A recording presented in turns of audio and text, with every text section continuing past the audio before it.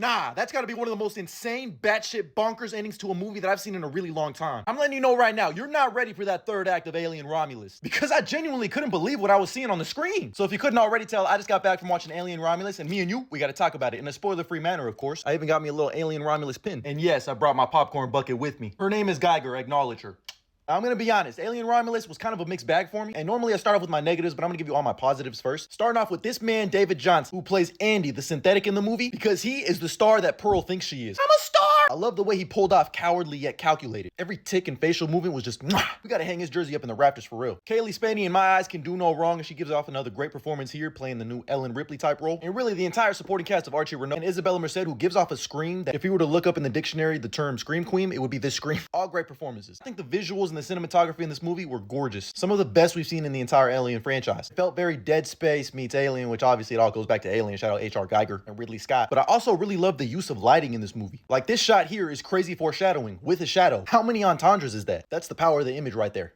And when I tell you we get a mixture of the horror from the first Alien, the action from Alien, the body horror of Alien 3 and Alien Resurrection, we get all of that, plus one of the most insane zero gravity scenes I've ever seen in my life. This is when I really locked into the movie and was like, oh my god. Plus the design of the xenomorphs in this one is just, H.R. Geiger's design has come a long way. Somebody get the xenomorph a bib. But what I thoroughly enjoyed about this movie is all the practicality of it. Practical sets, practical animatronics, practical scares. There's some jump scares in this movie that genuinely got me. In that third act, man, I'm telling you. But now on to a lot of my negatives. This movie is really devoid of trying to say anything really. The movie feels like it was made to appeal to and cater to the general audience. So with that, I feel personally that we get a lot of studio interference. This movie really plays like a greatest hits album. Now that's what I call movies, the Alien edition. They were copying shit word for word, bar for bar, my whole fucking flow. Let's just say there's a CGI character that shows up that just kind of took me out of the movie every single time he showed up. Wasn't a fan of that at all. And really, these little Easter eggs and references border the line of being an homage or an insult. I think people who haven't really kept up with the franchise will just really thoroughly enjoy this movie as an entertainment. Because honestly, I was able to look past all those issues and just have fun for what this movie is. I was hoping we were gonna get a Fede Alvarez full-on horror, gory type Alien movie. Well, he does get some little moments to cook. For the most part, it's just okay. They definitely swung for the fences in that third act, but they only got to the warning tracks and ended up on third base. But we need home runs, man.